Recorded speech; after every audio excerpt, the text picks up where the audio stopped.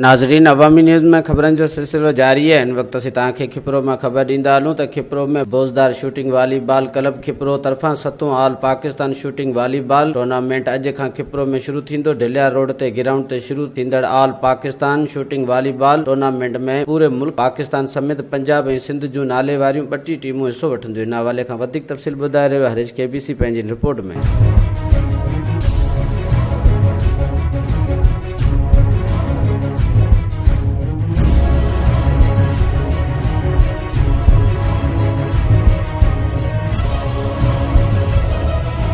जी नाज़रीन, इन वक्त मौजूद आहियां खिपरे में, जिथे अॼु ऑल शूटिंग वॉलीबॉल खेॾियो वञे पियो, जिथे पाकिस्तान जी 32 टीमनि हिसो वरितो आहे। जेको पाकिस्तान जे कुंड कुर्छ में अॼु हिते टीमूं हिते पहुतल आहिनि। हिते इंतज़ामिया हुननि खां पुछो था हुननि कहिड़ी तयारी कई है। सो वठी रहंदो उन पंजाब भी आहे, बलूचिस्तान आहे, ॿियूं टीमूं तक़रीबन सिंध जूं जेके आहिनि से उन में शामिल आहिनि।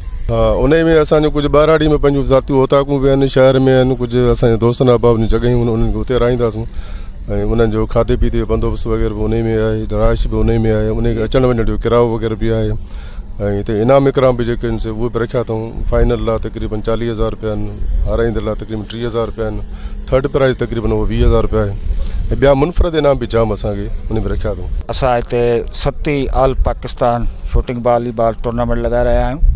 सॼे मुल्क मां तक़रीबन 32 टीमूं हिसो वठी रहियूं आहिनि। उन्हनि जे रिहाइश ताम ऐं उन्हनि खे TAD बि असां फ़राहम कंदा आहियूं। टूर्नामेंट में गवर्नमेंट जी जेका सरपरस्ती हुअणु खपे उहा कोन्हे ऐं हिते खिपरे में जेके ग्राउंड आहिनि उहे बि न आहिनि, तंहिंजे करे असांखे सख़्तु ग्राउंड जी ज़रूरत आहे। अॻु में ही टूर्नामेंट असां गवर्नमेंट हाई स्कूल खिपरे ते लॻाईंदा हुआसीं, हिते हींअर उहो पाणी आहे ऐं इन करे असां हिते लॻायो आहे। इन खां अलावा असीं इहो बि चाहींदासीं त रांदियूं हूंदियूं इंशाअल्लाह, अस्पतालूं जेके हूंदियूं वीरान हूंदियूं, तंहिंजे करे स्पोर्ट्स जेको आहे तमामु ज़रूरी आहे असांजे माशरे लाइ। असांजी तयारी फुल आहे, तव्हां ॾिसो पिया ऐं जेको कंट्रीब्यूशन जेका आहे असांखे गवर्नमेंट जी बि आहे, बाक़ी असांजी पंहिंजी आहे। सभिनी जेका बि असांजी बोज़दार जेका आहे उन्हनि तरफ़ां उन में असां सभिनी जो शेयर आहे ऐं इंशाअल्लाह अल्लाह कंदो सुठी थींदी। टीमूं 32 टीमूं आहिनि पूरे पाकिस्तान मां, जंहिंमां पंजाब बि आहे, सरहद बि आहे, बलूचिस्तान बि आहे ऐं सिंध आहिनि। उन्हनि जे लाइ असां सॼो प्राइवेट तरह जेको आहे बंदोबस्तु कयो आहे। रहाइश, मानी, बिस्तरो, जेका बि शइ आहे सभु उन्हनि खे असां पंहिंजी प्रोवाइड कई आहे। कैश प्राइज़ बि आहे, गिफ्ट बि आहे, स्पेशल प्राइज़ बि आहे, सभु आहिनि असां।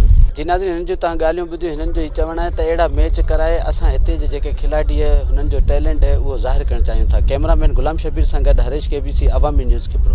वधीक ख़बरनि ऐं तफ़सील जे लाइ विज़िट कयो असांजी वेबसाइट awamiNewsHD.com ऐं ॾिसंदा रहो अवामी न्यूज़ HD।